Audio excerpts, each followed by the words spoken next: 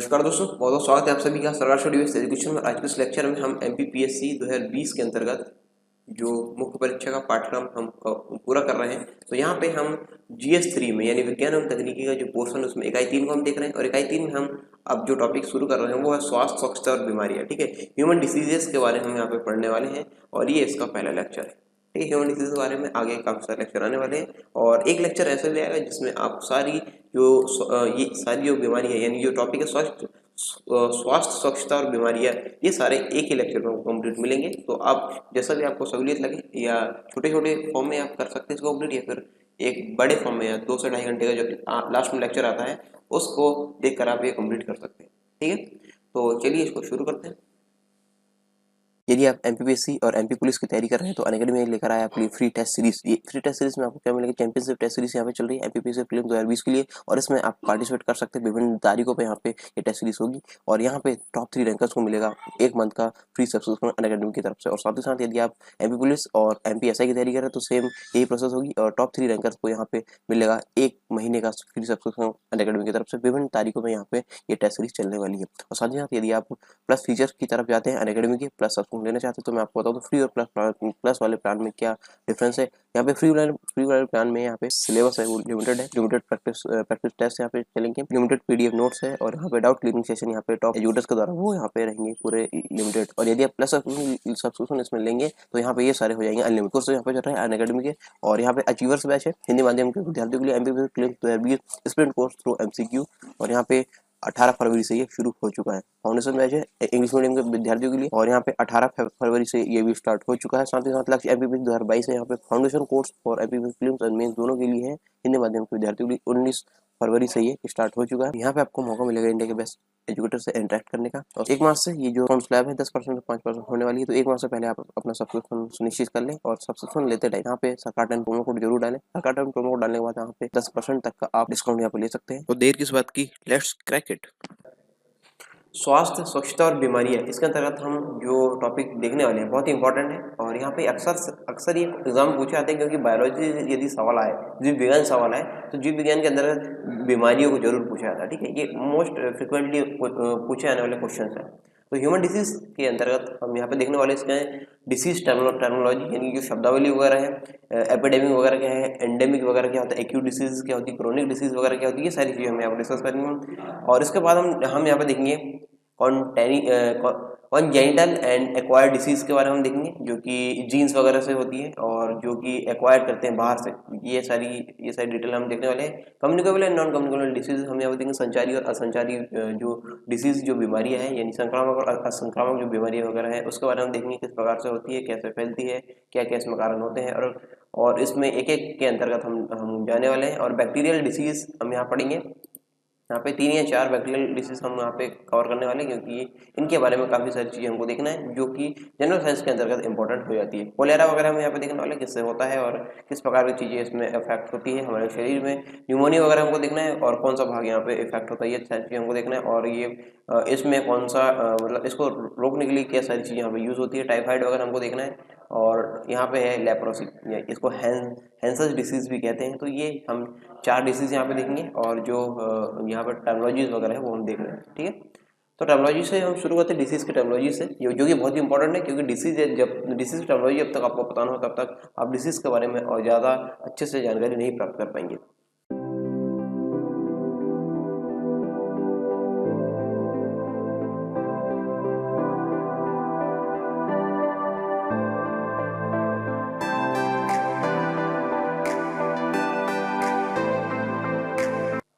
सबसे पहले हम देखते हैं 3-4 शब्द यहाँ पे हैं। पहले हम देखते हैं एंडेमिक के बारे में। ठीक है, एंडेमिक ये एक ही क्षेत्र में ये बार बार ये बीमारी आती है, यानी जो स्थानिक बीमारियां हम बोलते हैं, एक ही क्षेत्र यानी स्थानिक बीमारियां जो होती है उसको बोलते हैं एंडेमिक। ठीक है, जैसे बारिश वगैरह में जैसे डेंगू मलेरिया वगैरह जो मच्छर वगैरह से होते हैं वो आते हैं। ठीक है, मतलब वो वाली बीमारी आती है, तो ये एक समय के बाद खत्म ही हो जाती है। तो इस प्रकार से ये हो गया एंडेमिक। ठीक है, इसका प्रभाव एक पता रहता है कि इतने समय तक ये खत्म हो जाएगा, यानी आकर ये चली जाती है, इसको बोलते हैं एंडेमिक। ठीक है, और यही endemic disease out of control हो जाए, ठीक है, यही endemic disease out of control हो जाए तो ये हो जाती है एपिडेमिक डिसीज कहलाती है। इसको बोलते हैं महामारी। ये किसी राज्य या देश तक सीमित होती है। जैसे कि हम बात करें जो वुहान शहर में कोरोना वायरस का प्रकोप हुआ था, तो वो चाइना के वुहान शहर में हुआ था, ठीक है। तो वो उस समय तक था एपिडेमिक, और जब ये एपिडेमिक जब ये बाहर फैला, ठीक है, बाकी देशों में फैला, मतलब पूरे विश्व स्तर पर फैला, तो इसी को यही बन गया क्या, पैंडेमिक। क्या बन गया है, पैंडेमिक, यानी वैश्विक महामारी ये बन गया, ठीक है।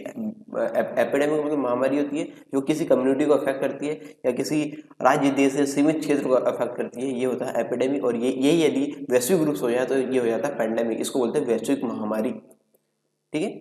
आगे समझ में ये तीनों शब्द, एंडेमिक, एपिडेमिक और पैंडेमिक, ठीक है। इसके बाद हम देखते हैं एक्यूट डिसीज। एक्यूट डिसीज, ठीक है, जो एक्यूट डिसीज वगैरह ये है कुछ समय के लिए आती है और रिस्पॉन्स देकर चली जाती है। जैसे हम बात करें हार्ट अटैक की, ठीक है, ये रिस्पॉन्स देकर ही चली जाती है, ठीक है, एक्यूट डिसीजेस। तो इस प्रकार से ये होती है acute diseases. An acute disease has a quick onset and runs a short course, for example acute heart attacks, ठीक।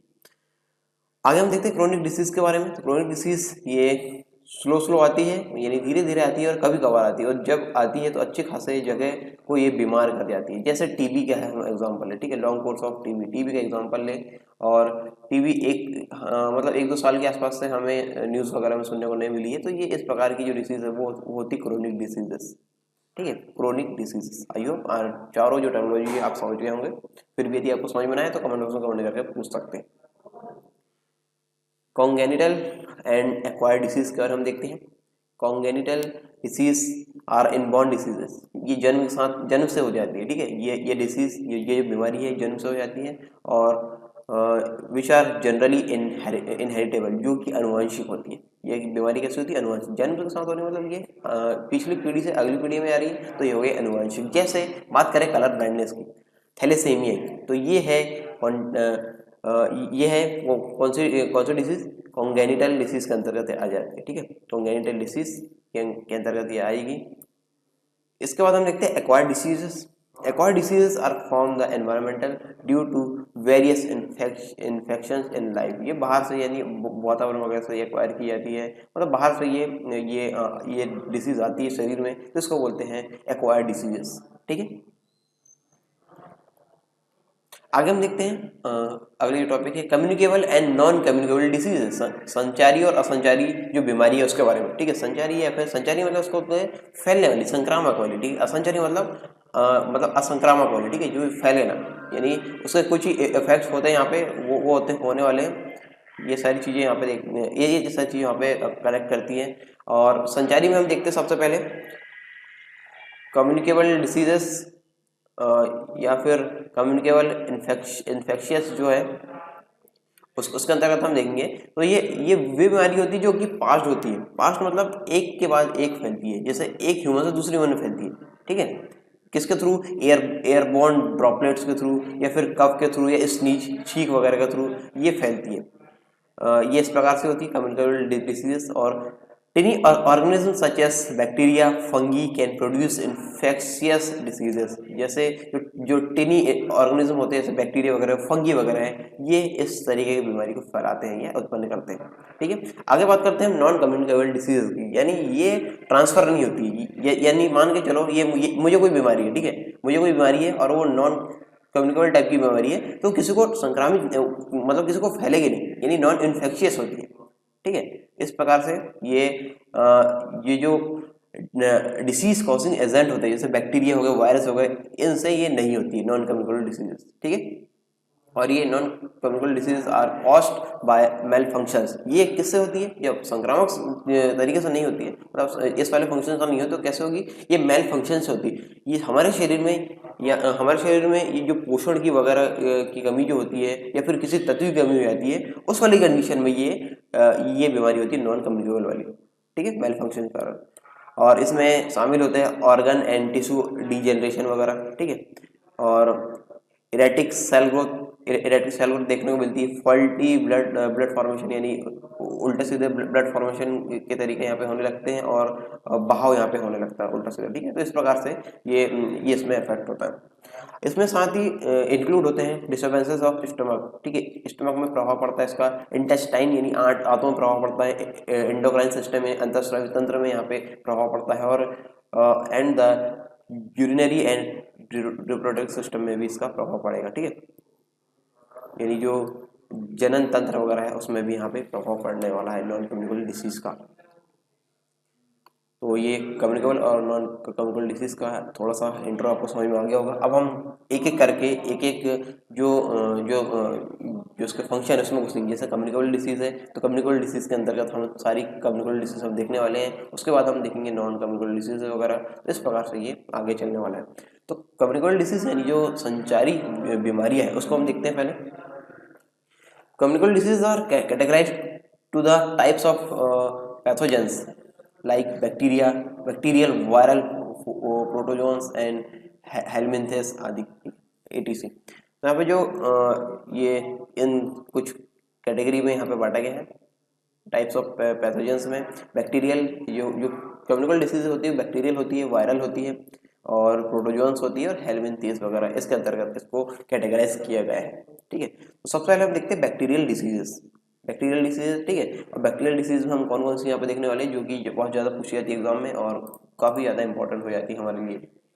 कोलेरा, और उसके बाद हम न्यूमोनिया वगैरह हम देखेंगे, टाइफाइड हम देखने वाले हैं, लेप्रोसी इसको हैंसेन्स डिसीज भी कहते हैं, टिटेनस वगैरह हम देखेंगे यहाँ पे, प्लेग इसको ब्लैक डेथ वगैरह भी कहते हैं और इसके अंतर्गत ही ये अन्य चीज़ें हैं यहाँ पे, ब्यूबोनिक प्लेग और न्यूमोनिया प्लेग ये सारी चीज़ें हम देखने वाले हैं, सेप्टिसेमिक प्लेग वगैरह हम देखेंगे, ट्यूबरक्लोसिस यानी टीबी को हम यहाँ पर डिस्कस करने वाले हैं और ये वूपिंग कफ वगैरह हम यहाँ पे देखेंगे, डिप्थेरिया वगैरह यहाँ पे देखेंगे और एंथ्रैक्स वगैरह हम यहाँ पे देखेंगे और इसके सिम्टम्स वगैरह हम यहाँ पे देखने वाले हैं जो कि बैक्टीरियल डिसीज के अंतर्गत है, ठीक है। ये सारा हम एक लेक्चर में नहीं देखेंगे, मतलब एक ही साथ नहीं देखने वाले। जब ये एक कंबाइंड लेक्चर आएगा तो आप उसमें आप इन सबको इकट्ठा देख सकते हैं, लेकिन अभी जो शुरुआती समय है वहाँ पे ये टुकड़ों में आएगा, ठीक है, ताकि आपको जो समय लग रहा है वो कम लगे और काफ़ी कम टाइम में आप अपने जो जो चीज़ें हैं वो कवर कर सकें, ठीक है, ये जिस पाठ्यक्रम को कवर कर सकें। तो आप दोनों तरीके से इस पाठ्यक्रम को कवर कर सकते हैं। हम बात करते हैं बैक्टीरियल डिसीज में सबसे पहले कोलेरा की। कोलेरा जो बीमारी हाईली कम्युनिकेबल डिसीज है, मतलब बहुत ही ज़्यादा हाईली कम्युनिकेबल डिसीज है और जो कि होती है एक बैक्टीरिया है वाइब्रियो कोलेरा। किसके द्वारा होती है? वाइब्रियो कोलेरा सॉरी, ठीक है, वाइब्रियो कोलेरा के द्वारा ये होती है और जो ये ट्रांसमिट होती है कंटेमिनेट फूड से, जैसे कंटेमिनेट फूड वगैरह, कंटेमिनेट वाटर या ड्रिंक्स वगैरह हम लेते हैं, जैसे या फिर जो खुला भोजन वगैरह है उसमें जो कंटेमिनेट चीज़ वगैरह हो जाती है, स्ट्रीट फूड वगैरह, मेले वगैरह, चाट वगैरह हम खाते हैं जो खोले हुए रहते हैं, तो वहाँ पे जो हाउस फ्लाइज रहती है वो लेकर जाती है, यानी जो कैरी करती है किसको? वाइब्रियो कोलेरा को, ठीक है, वाइब्रियो कोलेरा को कैरी करती है हाउस फ्लाइज वगैरह, जो मक्खी वगैरह है, तो वो यहाँ से बैठती है, फिर फूड वगैरह में बैठेगी, वाटर वगैरह में, ड्रिंक्स वगैरह में जाएगी, तो इस प्रकार से ये इसको सॉरी इस प्रकार से ये ट्रांसमिट करती है, ठीक है, ये इस प्रकार से ये फैलाती है किसको? वाइब्रियो कोलेरा को, जो कि इसका कारण है कोलेरा बीमारी का, ठीक है, इसको फैलाती है, इससे फिर कोलेरा नामक बीमारी यहाँ पे होती है, ठीक है। इससे हम क्या पता चलता है कि ये जो हाउस फ्लाइज वगैरह है वो कैरी करती है किसको? वाइब्रियो कोलेरा को, ठीक है, वाइब्रियो कोलेरा बैक्टीरिया को ये कैरी करती है। आगे देखते हैं हम, it is an acute diarrhoea disease. ये एक एक्यूट डायरिया डिसीज के अंतर्गत है और जिसके जिसके कैरेक्टरिस्टिक्स वगैरह हम देखते हैं तो वोमिटिंग वगैरह होती है, मस्कुलर क्रैम्प्स वगैरह यहाँ पे होते हैं, एन्यूरिया यानी नो यूरिन वाली कंडीशन यहाँ पे होती है, यूरिन का फॉर्मेशन यहाँ पर नहीं होता है, यूरिन नहीं निकलती शरीर से, इस प्रकार की समस्या यहाँ पर देखने को मिलती है और रैपिड डिहाइड्रेशन की समस्या देखने को मिलती है। इससे यदि बचाव करना है तो कुछ यहाँ पर तरीके हैं जिससे इस कोलेरा बीमारी होने से बचाव किया जा सकता है। कम्युनिटी सैनिटाइजेशन यानी आसपास जो है वो साफ सफाई रखें और डिस्ट्रक्शन ऑफ फ्लाइट्स, मक्खियाँ न पनपने दें, purification of water bye treatment with tropical chloride of lime, water का ट्रॉपिकल क्लोराइड ऑफ लाइम से यहाँ पर ट्रीटमेंट करें, फिर क्लोरीन वगैरह उसमें डालें तो इस प्रकार वहाँ पे वाटर हम साफ रख सकते हैं। पर्सनल क्लीनलीनेस रख के इसकी मतलब इसको हम कम कर सकते हैं या इसको फैलने से रोक सकते हैं।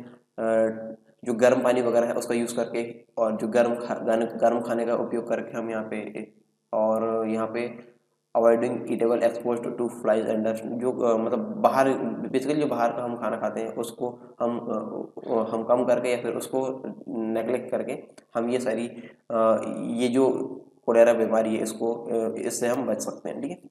और isolation of the patient and health health patient वगैरह को, जो पेशेंट जिसका जो पीड़ित है इसको आइसोलेट करके इसको फैलने से रोका जा सकता है, और हेल्थ एजुकेशन के बारे में जानकारी दी जाएगी ताकि इसको रोका जा सके, ठीक है। हेल्थ एजुकेशन की बीमारी देकर इसको रोका जा सकता है। और इसमें मोस्ट इंपॉर्टेंट एंटीबायोटिक है कोलेरा के लिए टेट्रासाइक्लिन और क्लोरोमफेनिकॉल, टेट्रासाइक्लिन और ये इसके साथ में, ठीक है। तो ये दो यहाँ पे एंटीबायोटिक्स है इसके। आगे हम देखते हैं निमोनिया। यहाँ पे स्पेलिंग वगैरह आप चेक कर लीजिए, निमोनिया, ठीक है। आप कई बार जब इंग्लिश वगैरह क्लासेस में हम जाते हैं तो वहाँ पे तो टीचर्स वगैरह बताते हैं कि निमोनिया की स्पेलिंग याद करते करते आपको निमोनिया नहीं हो जाए, इस प्रकार से, मतलब खैर ये कॉमेडी की चीज़ है। तो यहाँ पे निमोनिया की स्पेलिंग आप याद रख सकते हैं। निमोनिया की स्पेलिंग ये है, यहाँ पे पी लगा दिया जाता है, फिर आगे निमोनिया वैसे जैसा कि वैसे ही है, बस पी का यहाँ खेल है, ठीक है। तो ये रेस्पिरेटरी प्रॉब्लम है निमोनिया, ठीक है, जिसको फेफड़े संबंधित बीमारी है, फिर श्वसन संबंधित बीमारी है, ये इसको बोल सकते हैं। इस पे इन्फ्लेमेशन वगैरह हो जाता है या फिर स्वेलिंग वगैरह हो जाती है फेफड़ों में, ठीक है। स्वेलिंग वगैरह इस तरीके की प्रॉब्लम यहाँ पे हो जाती है। और ये किसके द्वारा होता है? ये होता है स्ट्रेप्टोकोकस न्यूमोनी, स्ट्रेप्टोकोकस न्यूमोनिया नामक बैक्टीरिया के द्वारा होता है।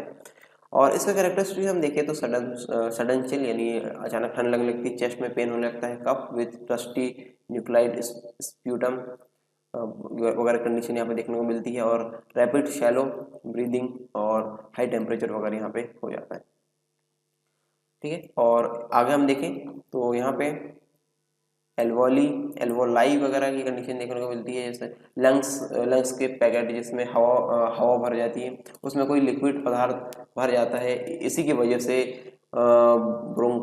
ब्रोंकियोलेस वगैरह वाली कंडीशन देखने को मिलती है। और यहाँ पे इसमें जैसे जैसे उसमें लिक्विड पदार्थ भर जाता है, तो यहाँ पे जल भरने से यहाँ पे एरिया कम हो जाता है, ठीक है। जल भरने से श्वसन का एरिया यहाँ पे कम हो जाता है, इससे ये इस प्रकार की समस्या यहाँ पे होती है। और यहाँ पे जो जो लंग्स रहते हैं उसमें lungs do not get sufficient air to support life, ठीक है। तो यहाँ पे इस प्रकार सफिशिएंट एयर यहाँ पे नहीं मिल पाती। यहाँ पे देखिए एरिया कम होता है, सफिशिएंट एयर यहाँ पे नहीं मिल पा रही क्योंकि सब लाइफ को सपोर्ट कर पाए, ठीक है। आगे हम देखते हैं pneumonia commonly occurs in old people. Pneumonia ज़्यादातर जो बूढ़े लोग रहते हैं उसमें उन लोगों में देखने को मिलती है, ठीक है, उस वाली कंडीशन में देखने को मिलती है। और इसके लिए इंपॉर्टेंट ड्रग्स है निमोनिया के लिए, यहाँ पे पहला है एरिथ्रोमाइसिन, टेट्रासाइक्लिन और तीसरा है सल्फोनामाइड, ठीक है। एरिथ्रोमाइसिन, टेट्रासाइक्लिन और सल्फोनामाइड, ये तीन चीज़ें यहाँ पे ली जाती है इसको रोकने के लिए, ठीक है। इसके मतलब ये ड्रग यहाँ पे ले जाते हैं। अगला है टाइफाइड एक एक्यूट इन्फेक्शियस डिसीज है जो कि बैक्टीरिया के द्वारा होती है, और इस बेस का बैक्टीरिया है सल्मोनेला टाइफी। इसका बैक्टीरिया कौन सा है? Salmonella typhi, which is found in the intestine of human, क्योंकि इंटेस्टाइन वगैरह में पाया जाता है, आंत वगैरह में, ठीक है। आंत, इंटेस्टाइन वगैरह यानी आंत, इसमें देखने को मिलता है। और ये आगे हम देखें तो ज़्यादा स्टूडेंट को टाइफाइड की समस्या होती है, ठीक है। स्टूडेंट को ज़्यादा टाइफाइड की समस्या होती है। और यहाँ पर टाइफाइड स्प्रेड्स थ्रू फूड वगैरह से ये फैलता है। Miles and water contaminated with intestine discharges as directly और through files and personal hygienes unhygienes, personal unhygienes वगैरह, यानी यहाँ पे ये कंटेमिनेटेड फूड वगैरह से और जो कंटेमिनेटेड वाटर वगैरह से, इससे ये होता है। और यहाँ पे इसको और साथ साथ यहाँ पे चीज़ें होती है पर्सनल अनहाइजीन के कारण भी ये टाइफाइड की समस्या देखने को मिलती है, ठीक है।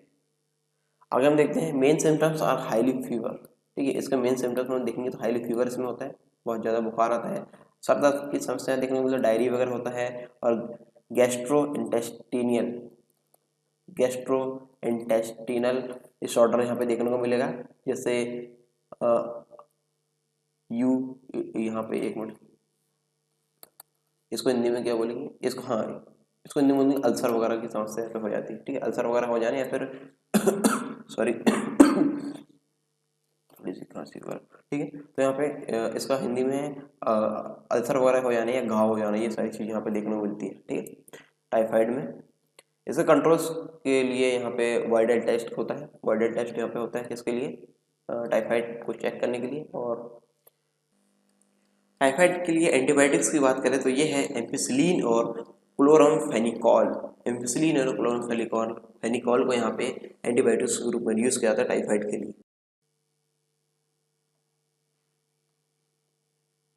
अगला यहाँ पे लेप्रोसी, लेप्रोसी के यहाँ पे हैंसेन डिसीज भी कहते हैं। और यहाँ पे लेप्रोसी को हिंदी में बोलते हैं कुष्ठ रोग, ठीक है, कुष्ठ रोग वगैरह भी इसको कहा जाता है हिंदी में। और यहाँ पे ये होता है किसके कारण, यहाँ पे माइक्रोबैक्टीरियम लेप्रे माइकोबैक्टीरियम लेप्रे के द्वारा ये होता है। और यहाँ पे ये हमको देखने को मिलती है हमारी स्किन के नीचे जो लेयर होती है एंडोथेलियल की, जो मतलब एंडोथेलियल सेल्स वगैरह है, उसकी जो जो लेयर वगैरह हमको यहाँ पर देखने को मिलती है, वहाँ पे ये होती है। और ये blood vessels in the monotypes of blood. और ये यहाँ पे हम इसके बारे में आगे देखें तो एंडोथेलियल सेल्स वगैरह यहाँ पे पाई जाती है, ये उनको अफेक्ट करता है, ये जो बैक्टीरिया है इनको अफेक्ट करेगी, इसको एंडोथेलियल सेल्स को, ठीक है, ये इनको अफेक्ट करता है। और जो ब्लड वेसल्स वगैरह है उसको डैमेज कर देता है, क्या करता है, ब्लड वेसल्स वगैरह इसको डैमेज कर देता है। और ऑक्सीजन सप्लाई रुक जाती है इससे, ठीक है, ऑक्सीजन सप्लाई रुकी तो ऑक्सीजन ब्लड के थ्रू वहाँ उन एरिया में नहीं जा पाते, तो वो जो एरिया है जहाँ पे ऑक्सीजन नहीं पहुँच पाती, तो वो एरिया डेड हो जाता है, ठीक है, डेड वाली कंडीशन में हो जाता है। और इसमें जो मेनली इफेक्ट होते हैं वो पेरिफेरल नर्व्स होते हैं। और it also affect the skin muscles, skin की मसल्स वगैरह ये अफेक्ट करता है। आइस बोन्स टेस्टिस वगैरह को इफेक्ट करता है। और इंटरनल ऑर्गन जो आंतरिक ऑर्गन्स है, आंतरिक अंग है, उनको ये इफेक्ट करता है। और साथ ही साथ यहाँ पे हाइपोपिगमेंटेड पैचेस यहाँ पे होते हैं जिनको चेक किया जाता है। और पार्शियल और टोटल लॉस ऑफ कंटेनियस सेंसेशन, यहाँ पे पार्शियल या फिर टोटल लॉस हो जाता है कंटेनियस सेंसेशन, यानी यहाँ पे सेंसेशन नहीं होती है, ठीक है, यानी स्किन डेड वगैरह की कंडीशन यहाँ पे देखने को मिलती है, स्किन डेड टाइप की कंडीशन, यानी सेंसेशन वहाँ पे होना कम हो जाता है। या हम ये बोल सकते हैं कि टोटल या फिर पार्शियल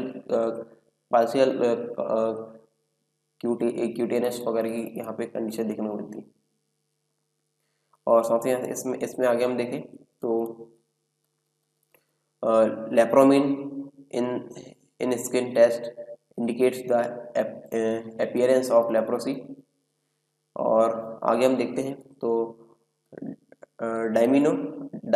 डाइफेनिल सल्फोन ये DDS, ये ट्रीटमेंट होता है यहाँ पे लेप्रोसी के लिए, ठीक है, ये सारे ट्रीटमेंट यहाँ पे देखने को मिलते हैं DDS वगैरह के।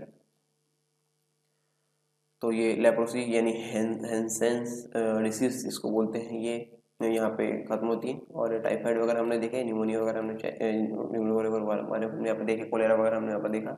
और यहाँ पे किस प्रकार से ये डिसीज टर्मिनोलॉजी वगैरह वो हमने यहाँ पे देखे, ठीक है। तो ये लेक्चर हम यहाँ पे रोकते हैं, बाकी का हम आगे पढ़ेंगे। यदि आप MPPSC और MP पुलिस की तैयारी कर रहे हैं तो अनअकैडमी में लेकर आया आपके लिए फ्री टेस्ट सीरीज। ये फ्री टेस्ट सीरीज में आपको क्या मिलेगा, चैंपियनशिप टेस्ट सीरीज यहाँ पे चल रही है MPPSC प्रीलिम्स 2020 के लिए। और इसमें आप पार्टिसिपेट कर सकते हैं, विभिन्न तारीखों पे यहाँ पे ये टेस्ट सीरीज होगी। और यहाँ पे टॉप 3 रैंकर्स को मिलेगा 1 मंथ का फ्री सब्सक्रिप्शन अनअकैडमी की तरफ से। और साथ ही साथ यदि आप MP पुलिस और MPSI की तैयारी कर रहे हैं तो सेम यही प्रोसेस होगी, और टॉप 3 रैंकर्स को यहाँ पे मिलेगा 1 महीने का फ्री सब्सक्रिप्शन अनअकैडमी की तरफ से। विभिन्न तारीखों में यहाँ पे ये टेस्ट सीरीज चलने वाली है। और साथ ही साथ यदि आप प्लस फीचर्स की तरफ जाते हैं अनअकैडमी के, प्लस सब्सक्रिप्शन लेना चाहते हैं, तो मैं आपको बताऊँ तो फ्री और प्लस वाले प्लान में क्या डिफरेंस है। यहाँ पे फ्री वाले प्लान में यहाँ पे सिलेबस है वो लिमिटेड है, लिमिटेड प्रैक्टिस टेस्ट यहाँ पे चलेंगे, लिमिटेड PDF नोट्स है, और यहाँ पे डाउट क्लियरिंग सेशन यहाँ पे टॉप एजुकेटर्स के द्वारा वो यहाँ पे रहेंगे पूरे लिमिटेड। और यदि आप प्लस सब्सक्रिप्शन इसमें लेंगे तो यहाँ पे ये सारे हो जाएंगे अनलिमिटेड कोर्स यहाँ पे चल रहा है अनअकैडमी के। और यहाँ पे अचीवर्स बैच है हिंदी माध्यम के विद्यार्थियों के लिए, MPPSC 2020 sprint course through MCQ। और यहाँ पे 18 फरवरी से ये शुरू हो चुका है। फाउंडेशन बैच है इंग्लिश मीडियम के विद्यार्थियों के लिए और यहाँ पे 18 फरवरी से ये भी स्टार्ट हो चुका है। साथ ही साथ लक्ष्य एमपीपीएससी 2022 है, यहाँ पे फाउंडेशन कोर्स और एमपीपीएससी प्रीलिम्स और मेंस दोनों के लिए है। हिंदी माध्यम के विद्यार्थियों के लिए 19 फरवरी से ये स्टार्ट हो चुका है। यहाँ पे आपको मौका मिलेगा इंडिया के बेस्ट एजुकेटर से इंटरेक्ट करने का। और एक माह से ये जो फॉर्म स्लैब है 10% से 5% होने वाली है, तो एक माह से पहले आप अपना सब्सक्रिप्शन सुनिश्चित कर लें। और सब्सक्रिप्शन लेते टाइम यहाँ पे सरकार टाइम प्रोमो कोड जरूर डालें। सरकार टाइम प्रोमो कोड डालने के बाद यहाँ पे 10% तक का आप डिस्काउंट यहाँ पे ले सकते हैं। तो देर किस बात की, लेट्स क्रैक इट।